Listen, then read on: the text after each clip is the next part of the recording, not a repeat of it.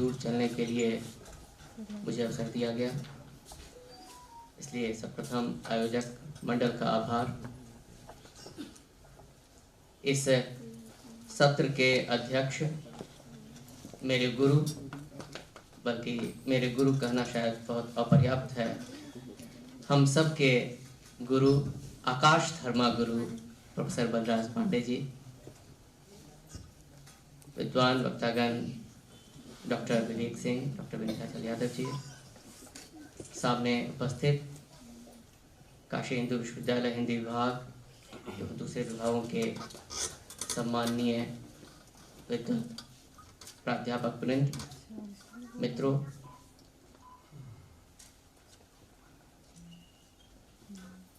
भारतीय संस्कृति का गौरव बोध यह मुख्य बिंदु है जिसके इर्द गिर्द 3 दिवसीय यह कार्यक्रम आहूत हुआ है और कथा साहित्य के प्रसाद पथ पर थोड़ी दूर मैं इस बिंदु के ही इर्द गिर्द चलने की कोशिश करूंगा। लेकिन संस्कृति क्या है? क्योंकि सांस्कृतिक गौरव बोध की चर्चा है। मेरे कुछ विद्यार्थी मित्र सामने दिख रहे हैं, दीपक आदि, जिनके साथ भदंत आनंद कौशल्यायन का एक बहुत महत्वपूर्ण निबंध हम लोगों ने पढ़ा था, संस्कृति।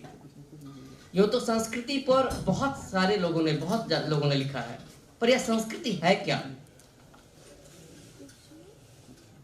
तो भदंत आनंद कौशल्यायन के उस लेख में है कि सभ्यता और संस्कृति ये 2 ऐसे शब्द हैं जो बहुत ज्यादा प्रयुक्त होते हैं, परंतु इनका मतलब समझने में उतनी ही ज्यादा गफलत होती है। तो मैं जिस बिंदु से सांस्कृतिक गौरव बोध को समझने की कोशिश कर रहा हूं, तो सर्वप्रथम मैं उसी लेख की चर्चा करता हूं कि आखिर संस्कृति क्या है। क्योंकि उसी लेख में यह चर्चा है कि जब कोई विशेषण लग जाता है, भौतिक संस्कृति, आध्यात्मिक संस्कृति, तो जो कुछ रहा सहा होता है सभ्यता संस्कृति का, वो और भी गड़बड़ हो जाता है। तो उस लेख में बताया है भदंत आनंद कौशल्यायन ने कि जिस योग्यता अथवा प्रवृत्ति से कोई नई चीज खोजी जाती है, उस योग्यता या प्रवृत्ति को संस्कृति कहते हैं और उस संस्कृति का परिणाम है सभ्यता। जैसे न्यूटन ने गुरुत्वाकर्षण की खोज की, तो उस खोजने की वह प्रवृत्ति थी, तो हम कह सकते हैं कि न्यूटन संस्कृत व्यक्ति थे, उनमें संस्कृति थी। भौतिक विज्ञान का एक साधारण सा विद्यार्थी भी आज गुरुत्वाकर्षण के नियम को जानता है, उसके अलावा बहुत सारी ऐसी बातें जानता है जो न्यूटन के जमाने में पता नहीं थी। पर आज भौतिक विज्ञान के विद्यार्थी को न्यूटन से ज्यादा संस्कृत नहीं कह सकते। वह सभ्यता के अगले दौर में हम लोग, जिसके बदौलत कोई नई चीज खोजी जाती है, किसी नए तथ्य के दर्शन किए जाते हैं। अब वह उसके कारक अलग अलग हो सकते हैं। भौतिक प्रेरणा से कोई चीज खोजी जाती है, आग की खोज हुई शीतोष्ण से बचने के लिए, सुई धागे की खोज हुई, इनके पीछे भौतिक, वह संस्कृति ऐसी है जिसके पीछे भौतिक प्रेरणा है। पेट भरा हुआ है, पर आकाश में जो तारे जगमगा रहे हैं उनको जानने की इच्छा है, वह ज्ञानेप्सा है। ज्ञानेप्सा के कारण वह तथ्य खोजा जा रहा है, तो संस्कृति के पीछे ज्ञानेप्सा है। और भौतिक प्रेरणा ज्ञानेप्सा के अलावा एक जो तीसरा बड़ा कारक है, जिस कारण मां रात भर अपने रोगी बच्चे को खिलाने के लिए रात भर जगी रहती है, वह संस्कृति है। जिस कारण राजकुमार सिद्धार्थ ने गृह त्याग दिया लोक कल्याण के लिए, वह संस्कृति है। तो वह योग्यता, वह प्रवृत्ति ही संस्कृति है। और जब हम सांस्कृतिक गौरव बोध की बात करते हैं, तो मेरी नजर में इस बिंदु को ध्यान में रखना आवश्यक है, क्योंकि वह प्रवृत्ति जो हमसे आत्म विनाश के साधनों का आविष्कार करवाएगी, वह संस्कृति नहीं है, वह असंस्कृति है। संस्कृति का नाता कल्याण की भावना से होना आवश्यक है, अन्यथा वह असंस्कृति है। यह क्षण क्षण परिवर्तित होता संसार है, किसी एक चीज को पकड़कर बैठ नहीं सकते। आज से 500 साल पहले जो चीज थी, 100 साल पहले जो चीज थी, वही आज की संस्कृति नहीं है। और जोर देकर कहना चाहता हूं कि मानव ने जब जब प्रज्ञा और मैत्री भाव से किसी नए तथ्य का दर्शन किया, कोई नई संस्कृति की चीज आई, तो कोई ऐसी चीज नहीं है, संस्कृति वह चीज हो ही नहीं सकती जिसकी रक्षा के लिए दलबंदी की जरूरत पड़े। अन्यथा समझ जाइए कि वो असंस्कृति है। हाँ भैया बोलिए। हाँ बोलिए। तो इस सांस्कृतिक गौरव बोध की जब बात हो रही है तो फिर एक सवाल उठता है 2 मिनट काट दिए थे ना कि जयशंकर प्रसाद ही क्यों। हाँ बोलिए। एक उदाहरण मैं देना चाहता हूँ रामविलास शर्मा की मशहूर किताब साहित्य साधना से, निराला की साहित्य साधना। उन्होंने एक पंक्ति लिखी है उसमें कि निराला जब हिंदू मुस्लिम एकता स्थापित करने के लिए एक तरफ गालिब और नजीर को रख रहे थे और दूसरी तरफ तुलसीदास और जयशंकर प्रसाद में विचार साम्य तलाश रहे थे। रामविलास जी ने एक तरफ रखा गालिब और नजीर को और दूसरी तरफ तुलसीदास और जयशंकर प्रसाद। इन सांस्कृतिक मूल्य बोध में तुलसीदास के बाद यदि कोई व्यक्तित्व उभर कर आता है तो वह है जयशंकर प्रसाद। इसलिए हम सांस्कृतिक बोध की जब बात होती है तो जयशंकर प्रसाद पर बात करने की आवश्यकता महसूस होती है। और दूसरा उदाहरण मैं देना चाहता हूँ प्रसाद जी की मशहूर कहानी आंधी से। उसमें एक पात्र है श्रीनाथ। वह रामेश्वर को एक पत्र लिखता है कि सच बात तो यह है कि मुझे वर्तमान युग की चिकित्सा में वैसा ही भरोसा है जैसे पाश्चात्य पुरातत्वों की खोज पर। जैसे पाश्चात्य पुरातत्व के सांची और अमरावती के स्तंभ और शिल्प के चिन्ह देखते हैं तो कहते हैं कि इसमें ग्रीक स्थापत्य कला है, क्योंकि भारतीय स्थापत्य कला ऐसी हो ही नहीं सकती, क्योंकि भारतीय तो वस्त्र पहनना जानते ही नहीं। अब उसके बाद भले आप त्रिपिटक से ही उदाहरण क्यों न दे दें, क्योंकि त्रिपिटक में लिखा है, त्रिपिटक से ही प्रमाण क्यों न दे दें कि बिना अंतरवासक चीवर के कोई भिक्षुक रहता ही नहीं था, फिर भी वो न मानने वाले। ये प्रसाद जी ने लिखा। प्रसाद के पास भारत को देखने की एक भारतीय दृष्टि थी, एक भारतीय दृष्टिबोध था जिसमें न कोई हीनता ग्रंथि थी न कोई श्रेष्ठता बोध था।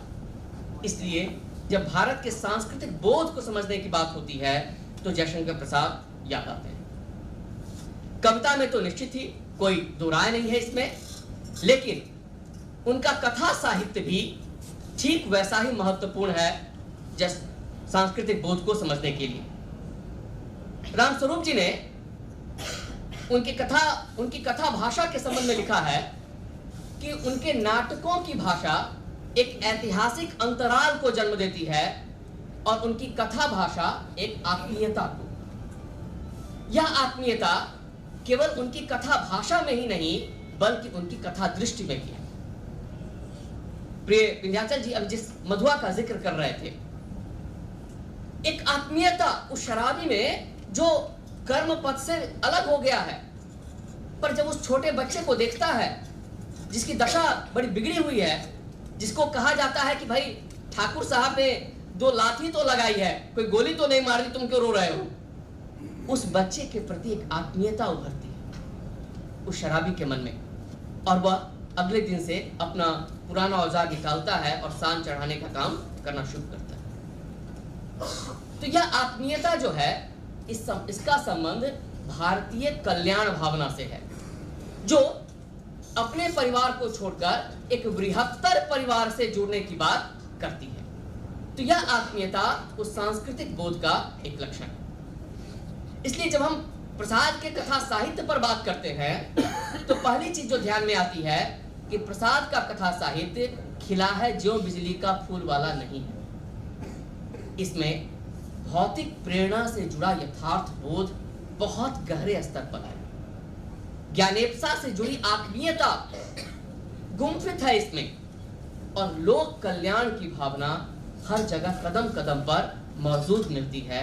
इसलिए प्रसाद के कथा साहित्य में इस सांस्कृतिक गौरव बोध के पर्याप्त लक्षण दिखाई देते हैं। जिस यथार्थ बोध की बात मैं करना चाह रहा हूं और कई दफा तुलना की जाती है, तो तितली उपन्यास के अकाल वर्णन आप सब जानते हैं, फिर भी मैं थोड़ा ध्यान खींचना चाहता हूं उसका, कि जब उसका एक पात्र है रामनाथ, वह जब नर्मदा के तट से उज्जैन जा रहा होता है तो ट्रेन अचानक एक स्टेशन पर बिना स्टेशन के खड़ी हो जाती है। कोई स्टेशन नहीं है, फिर भी ट्रेन खड़ी हो जाती है।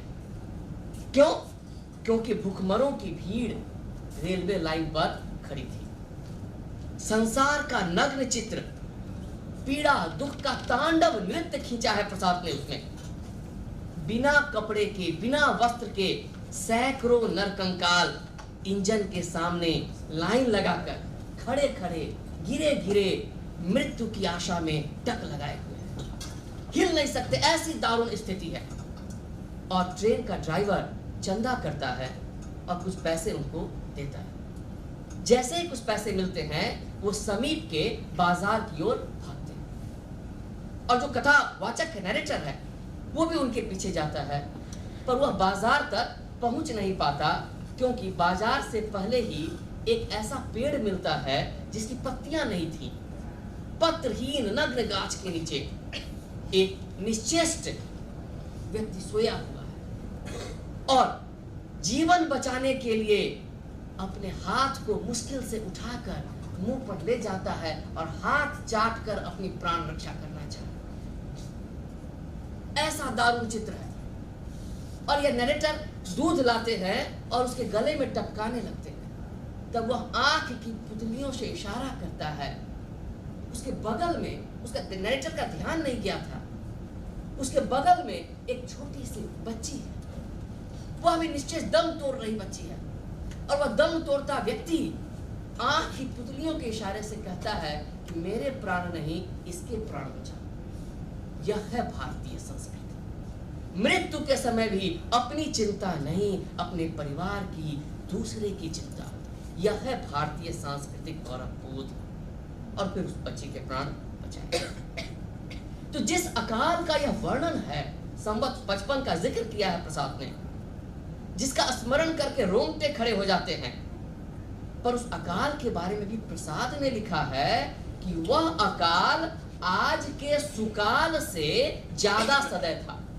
सुकाल अच्छे दिन, यानी उस समय भी अच्छे दिन के दावे किए जा रहे थे। क्या यह है सुकाल?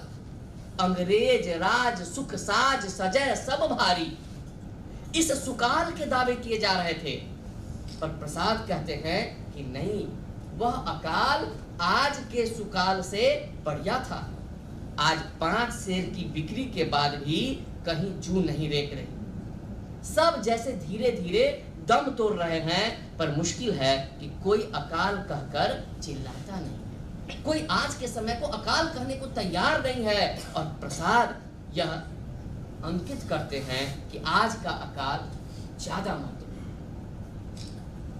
और यह केवल भारतवर्ष में ही नहीं, लंदन में भी जो हुक्मरान अंग्रेज थे उनके राष्ट्र की भी बात भारत प्रसाद करते हैं कि लंदन में भी हर जगह सुकाल हो, ऐसी कोई बात नहीं है। तितली उपन्यास के ही इंद्रदेव जब जाते हैं तो वहां उन्हें दिखता है कि एक ओर सुगंधित जल के फव्वारे फूट रहे हैं, बिजली से कमरा इतना गर्म है कि कपड़े उतारने पड़ते हैं, और दूसरी ओर बर्फ और पाले में दुकान के चबूतरे के नीचे अर्धनग्न दरिद्र पात्र चबू दुकान के चबूतरे में रात बिताने के लिए विवश है।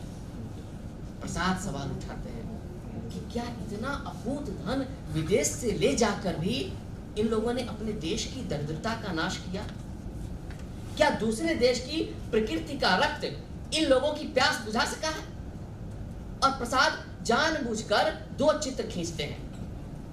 लंदन का एक चित्र है कि एक रोटी के लिए छीना झपटी हो रही है।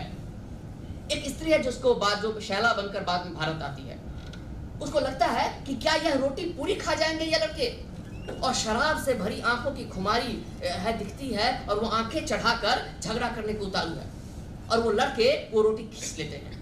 और फिर चटपट तमाचे, धौल धप्पर, गाली गलौज, ये सब एक रोटी के लिए चल रहा है लंदन में। और दूसरी तरफ प्रसाद भारत के एक परिवार का चित्रण करते हैं जिसके पास 1.5 पाव दूध है एक दिन, और वह जो बंजो नाम की लड़की है वह खुद नहीं लेती है, अपने पितृतुल्य उस बूढ़े को दे देती है दूध पीने के लिए, और बूढ़ा स्नेहवश खड़खड़ाता है कि तू बहुत पाजी है, तुम कैसे खाओगी। ये जो दूसरे की चिंता है, यह सांस्कृतिक बोध है। केवल मनुष्य नहीं, पशु भी इस चिंता के दायरे में आते हैं। वो बाबा जो है वो कहते हैं कि मधुआ, तू गायों को अच्छी तरह चराता नहीं है, देखो यह दुबली गाय कितनी दुबली हो गई है। मधुआ कहता है कहाँ चराए, कोई उसर नहीं बचा, कोई पड़ती नहीं बची। और तब वो बाबा कहते हैं कि तू ठीक कहता है, पशुओं को चराते चराते मनुष्य अब पशुओं के खाने का स्थान भी, पशुओं को खाते खाते मनुष्य अब पशुओं के खाने का स्थान भी खाने लगा। तो यह सांस्कृतिक बोध है। और जहां यह लोक कल्याण नहीं दिखता, वहां प्रसाद खुलकर यथार्थ चित्रण करते हैं। भारतीय दृष्टि उनको भारत को देखने से नहीं रोकती। रमुआ का जिक्र आता है कि एक ब्याह में रमुआ ने 10 रुपए कर्ज लिए थे और उसको सधाने के लिए जीवन भर वो हल चलाता रहा। हल चलाते चलाते मर गया। उसका लड़का भी उसी 10 रुपए में हल चलाने लगा, और फिर अब उसका लड़का भी यदि हल चलाने के डर से कलकत्ता न भाग जाए तो इसमें किसका दोष कहा जाएगा। ये प्रसाद चित्रित कर रहे हैं। हिंदुओं के बारे में लिखा कि हिंदुओं में परस्पर तनिक भी सहानुभूति नहीं है। मनुष्य के दुख सुख का सौदा करने लगता है और इसका अवलंब बनता है रुपया। हमारी छोटी सी गृहस्थी में कूड़ा करकट जुटा लेने की प्रवृत्ति है, और उस पर प्राणों से बढ़कर मोह। 2-4 गहने, 10-5 बर्तन, और उसको 10 बार बंधक रखेंगे, और दिन भर आए दिन घर में कलह होती रहेगी। यही हर घर का दृश्य हो गया है। क्यों? जीवन का कोई लक्ष्य नहीं दिख रहा है। और प्रसाद इसको देखते हैं, कारण इसका कि पद दलित रहते रहते हमारी सामूहिक चेतना नष्ट हो गई है। जो भारतीय मूल्य हैं, जो उच्च गौरव सांस्कृतिक मूल्य हैं, वो नष्ट हो गए गुलामी के कारण, पद दलित होने के कारण।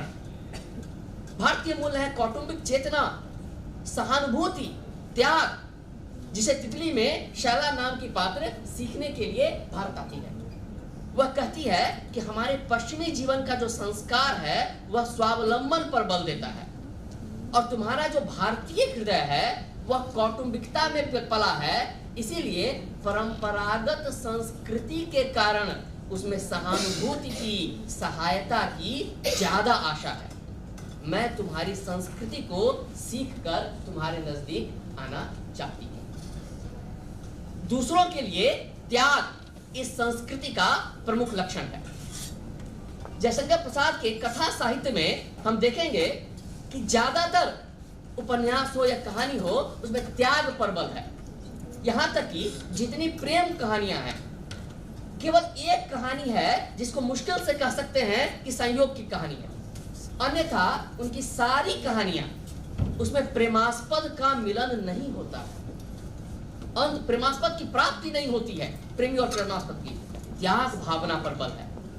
एक कारण तो इसका यह है तत्कालीन परिस्थिति, क्योंकि स्वतंत्रता की प्राप्ति नहीं हुई थी, सामाजिक उद्देश्यों की प्राप्ति नहीं हुई थी, तो शायद इसलिए प्रेमास्पद की प्राप्ति नहीं हुई। और दूसरा जो महत्वपूर्ण बिंदु है इस संबंध में कि यह जो प्रेमी और प्रेमास्पद का मिलन नहीं होता, यह एक बड़े उद्देश्य के लिए, एक क्षुद्र स्वार्थों को छोड़कर राष्ट्र भक्ति के लिए, एक बड़े उद्देश्य की प्राप्ति के लिए इस प्रेम का त्याग होता है। उदाहरण के लिए पुरस्कार कहानी, अरुण और मधुलिका का प्रेम है। वह अरुण चाहता है कि मधुलिका के सहयोग से राज्य पर आक्रमण कर दिया जाए, पर जैसे इसे पता चलता है कि अगली सुबह सेना के द्वारा हमारा राज्य पराधीन कर लिया जाएगा, यह खुद जाकर बता देती है। और जब पूछा जाता है कि तुम्हें क्या पुरस्कार दिया जाए, तो कहती है अरुण के साथ मुझे भी प्राणदंड की सजा। पर व्यक्तिगत प्रेम का त्याग एक बड़े उद्देश्य की प्राप्ति के लिए, राष्ट्र के लिए, समाज के लिए। छोटा जादूगर का जो बच्चा है, उसके पिता राष्ट्रीय आंदोलन में भाग लेने के लिए जेल में।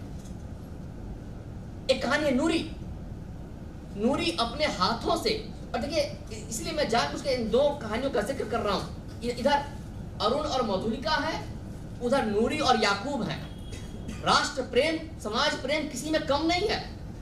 नूरी याकूब को अपने हाथों जकड़े हुई है, किंतु याकूब का देश प्रेम उसकी प्रतिज्ञा की पूर्ति मांग रहा है। कश्मीर प्रेम के लिए वह अकबर की हत्या करना चाहता है। कहता है मुझे छुट्टी दो, मैं यही सोचकर मर सकूंगा कि कोई मुझे प्यार करता है। यह जो त्याग है, यह भी भारतीय सांस्कृतिक बोध का एक प्रमुख लक्षण है। पर जब मैं इस त्याग की बात कर रहा हूं तो एक चीज कहना जरूरी समझता हूं कि शायद इस त्याग को ही उदासीनता या पलायन कई बार समझ लिया जाता है और प्रसाद पर इसके आरोप भी लगते हैं। सर उनके पात्र सुसाइड बहुत करते हैं। जी जी। शैला रामनाथ से पूछती है कि आपके वेदांत में जो जगत को मिथ्या और भ्रम मान लेने का सिद्धांत है, वही यहाँ के मनुष्यों को उदासीन बनाता है। संसार को असत समझने वाला मनुष्य कैसे किसी काम को विश्वास पूर्वक कर सकता है? तो रामनाथ इसका प्रत्याख्यान करते हैं कि वेदांत की यह जो समझ है, यह पुराने जमाने का सांप्रदायिक वेदांत है, जो अन्य दर्शन को तर्क के आधार पर पराजित करने के लिए बनाया गया। सच्चा वेदांत व्यावहारिक है। भारतीय आत्मवाद के मूल में व्यक्तिवाद है, लेकिन इसका रहस्य यह है कि समाजवाद की जो रूढ़ियां हैं, उससे व्यक्ति स्वतंत्रता की रक्षा हो। और व्यक्ति स्वतंत्रता का अर्थ है व्यक्ति समता की प्रतिष्ठा, जिसमें समझौता अनिवार्य है। और जहां परस्पर समझौता होगा, परस्पर सहायता की बात होगी, सेवा की बात होगी, वहां झगड़ा, लड़ाई, द्वेष कम होगा। और इसीलिए प्रसाद इस पर बल देते हैं। अब ये तो निश्चित तौर पर है कि यह जो प्रवृत्ति है, तो बाबा रामनाथ धार्मिक जनता के उस विभाग के प्रतिनिधि हैं जो पूरे संसार को अपना आभारी मानते हैं। इनका मानना है कि पूरा संसार का जो अंधकार काल था, उसमें हम लोगों ने ज्ञान की ज्योति जलाई। और ये उस उपन्यास में यह भी कहते हैं कि जो ईसा मसीह हैं, उनके जीवन और मृत्यु में भी भारतीय संदेश की क्षीण प्रतिध्वनि है। तो खैर यह एक तरह का अतिवाद है उस पात्र का, लेकिन इसी मनोवृत्ति का एक रूप है कि तितली उपन्यास में धर्मांतरण पर बल दिया गया है। उसमें जो ईसाई पात्र है, उसका हिंदू धर्म में परिवर्तन होता है। और जो अनवरी नाम की एक मुस्लिम पात्र है, वह भी कहती है कि मैं संस्कृत पढ़ना चाहती हूँ, मैं पूजा पाठ करना चाहती हूँ, हिंदू बनना चाहती हूँ। मैं जब ये पढ़ रहा था तो मुझे कुल्ली भाट की याद आई, निराला की कुल्लू भाट। उसमें जिस मुसलमानों से शादी करते हैं कुल्ली भाट, और अंत में परिणति यह होती है कि 4 लोग कंधा देने के लिए नहीं मिलते हैं, और जो अयोध्या जाके दीक्षित करवाते हैं, फिर भी स्वीकार्यता नहीं होती। जाति धर्म अपने आप में हमारी सच्चाई है, मुंह नहीं मोड़ सकते। जातिगत भेद, धर्मगत भेद, यह भी भारतीय समाज का यथार्थ है। और जिसको इशारा नीलाचल जी कर रहे थे, विराम चिन्ह कहानी, दलित जीवन के यथार्थ की, दलित व्यथा को उजागर करने वाली बहुत और आरंभिक कहानियों में से एक विराम चिन्ह। एक बुढ़िया है, मंदिर के से दूर कुछ चीजें बेचती हैं। कई बार इतने पैसे भी नहीं होते कि चावल बन सके। दूर से ही केला हाथ में लेती और सोचती है कि प्रसाद चढ़ गया, क्योंकि अंदर जाने की अनुमति नहीं है। उसका बेटा है राधा, वह अपने मित्रों के साथ मंदिर में प्रवेश करने की कोशिश करता है। वह आंदोलन चलाता है और मंदिर की पवित्रता की रक्षा के लिए लठ चलाए जाते हैं और वो मर जाता है। और वो बुढ़िया जो रोकती थी उसे इस आंदोलन से, अब वो उसके शव को लेकर मंदिर के अंदर प्रवेश करना चाहती है। परंतु मंदिर पर जाते जाते ही, सिंह द्वार पर जाते जाते ही उसकी भी मृत्यु हो जाती है और प्रवेश करने वालों के और मंदिर के बीच वह विराम चिन्ह बनकर खड़ी हो जाती है। जिस सिकंदर की शपथ का भी जिक्र इन्होंने किया, अफगानिस्तान में वो कथा भूमि हो रही है उसकी कि मिंगलौर दुर्ग पर आक्रमण है सिकंदर का। 7000 भारतीय सैनिक यहाँ से न्योता उनको मिला है इस आक्रमण का प्रत्याख्यान करने का। वो गए हैं सरदार का साथ देने। सरदार की जब मृत्यु होती है तो सरदारिन सिकंदर से समझौता कर देती है और समझौते की एक शर्त है कि भारतीय सैनिक सकुशल वापस चले जाएंगे। लेकिन सिकंदर एक प्रस्ताव देता है कि आप हमारी सेना में आ जाएं। अन्यथा मार दिए जाएंगे आप। उस समझौते की शर्त को तोड़ देता है। लेकिन भारतीय सैनिक कहते हैं, मर जाते हैं, प्राण दे देते हैं, लेकिन कहते हैं कि हम अपने भाइयों के खिलाफ तुम्हारे साथ नहीं जाएंगे। तो जब अपने भाइयों के खिलाफ अफगानिस्तान की कथा भूमि में वह जाने को तैयार नहीं, तो भारत भूमि में जो भाई हैं उनके साथ क्यों नहीं रहेंगे कि जब वो किसी जाति के हों, किसी धर्म के हों। प्रसाद ये कहना चाहते हैं कि जब अफगानी लोगों के लिए और दूर अफगानिस्तान से भारतीयों के लिए उन्होंने भाईचारा दिखाया, तो अपने समाज, अपने देश के सब लोग अपने क्यों न होंगे। और प्रसाद ने धर्म, जाति जैसे कई कारकों का जिक्र किया है। बहुत सारे द्वंद्व रहे हैं भारत के इतिहास में, सब लोग जानते हैं। ममता कहानी है जिसमें मुगल और पठान द्वंद्व का चित्रण है। शेर शाह के भय से हुमायूं भाग रहा है। इरावती उपन्यास बौद्ध और हिंदू धर्म के बीच, महाकाल के उपासक और बौद्ध उपासकों के बीच द्वंद्व है। अशोक कहानी जिसमें बौद्ध और जैन धर्म के बीच द्वंद्व है। अशोक कहता है कि जो मनुष्य जैनों का साथी होगा वह अपराधी होगा, और जो एक जैन का सिर काट कर लाएगा उसको पुरस्कार दिया जाएगा। और आर्य अनार्य द्वंद्व तो है ही। मुसलमानों के भयानक आतंक से किस प्रकार हिंदू जाति, हिंदू का शाही वंश का नाश हो रहा है, इसका चित्रण तो है ही। तो इन द्वंद्वों से गुजरते हुए भारत का और भारतीय संस्कृति का निर्माण हुआ है। भारत की संस्कृति का चरित्र बिल्कुल अलग है। इसको दूसरे देश, दूसरे समाज से आए हुए लोग उस तरह से नहीं समझ सकते हैं। मैं उदाहरण देना चाहता हूं सलीम कहानी का। सलीम कहानी में एक गांव है जिसमें प्रेम कुमारी नाम की एक पात्र पीपल के पेड़ के नीचे दीपदान करती है, खीर चढ़ाती है प्रसाद में, और उस गांव में का जो गुल मोहम्मद खां का बेटा है अमीर खान, उस प्रसाद को बड़े प्रेम से खाता है। और उसी कहानी में बाहर से एक मुसलमान आया है।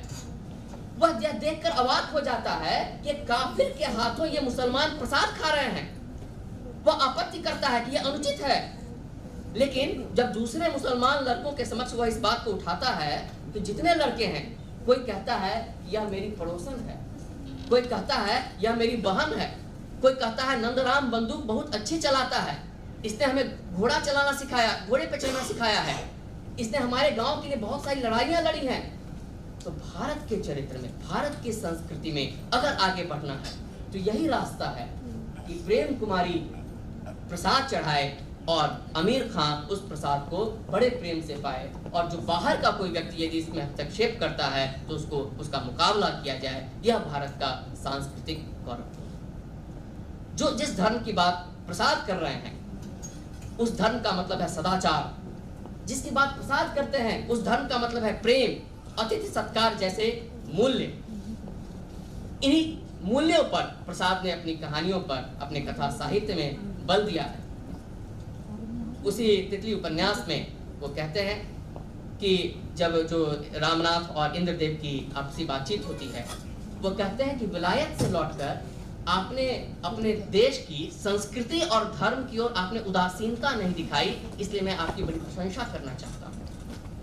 पर इंद्रदेव थोड़ी निराशा से कहते हैं कि नहीं, जीवन में हर ओर अभाव ही अभाव दिख रहा है। प्रेम का अभाव, धन का अभाव, शरीर रक्षा की साधारण आवश्यकताओं का अभाव, यही चारों ओर दिखाई दे रहा है। और जिसको हम धर्म या सदाचार कहते हैं वह भी शांति नहीं देता। तो इससे तो अच्छी है पश्चिम की आर्थिक या भौतिक समता, जो जिसमें ईश्वर की योजना नहीं है पर सब तरह की सुविधाओं की योजना है। तो बाबा रामनाथ उन्हें समझाते हैं कि यदि केवल अर्थ प्रेम की शिक्षा दी जाएगी तो यह पशु बना देने का अनर्थ करेगी। उसमें ईश्वर का, आत्मा का निवास न होगा तो सब लोग दया, सहानुभूति और प्रेम के उद्गम से अपरिचित रह जाएंगे। यांत्रिक सभ्यता पुरानी होते ही ढीली पड़ जाएगी। मैं मानता हूं कि पश्चिम एक शरीर तैयार कर रहा है और उसमें प्राण देने का काम पूर्व के अध्यात्मवादियों का है। यही पूर्व और पश्चिम का वास्तविक संगम होगा जिसमें मानवता का स्रोत प्रसन्न धार में बहा करेगा। तो इंद्रदेव पूछते हैं कि क्या उस दिन के इंतजार में हम लोग निश्चिष्ट भाव से बैठे रहें? रामनाथ का उत्तर है नहीं, मानवता की कल्याण कामना में नहीं। यह कल्याण कामना ही भारत का सांस्कृतिक गौरव बोध है जो प्रसाद के कथा साहित्य में दिखाई देता है। चूंकि समय हो गया है, अगर मुझे समय और मिलता तो मैं इरावती की थोड़ी चर्चा करना चाह रहा था। इरावती अपूर्ण उपन्यास है और उसमें कोणार्क के अधूरेपन जैसा सौंदर्य है, तो खैर, और उसमें जितनी तेज गति से कथाक्रम बढ़ रहा है तो लगता है कि प्रसाद एक बहुत बड़े फलक पे चित्रित करना चाह रहे थे। परंतु आज मैं घड़ी में सामने इसलिए रखा मैंने कि मेरे बाद जिस वक्ता को सुनने के लिए हमेशा लोभ बना रहता है, 2 वक्ता भी बहुत से महत्वपूर्ण वक्ता बचे हुए हैं, तो इसलिए मैं यहीं पे अपनी बात समाप्त करता हूँ। जो भी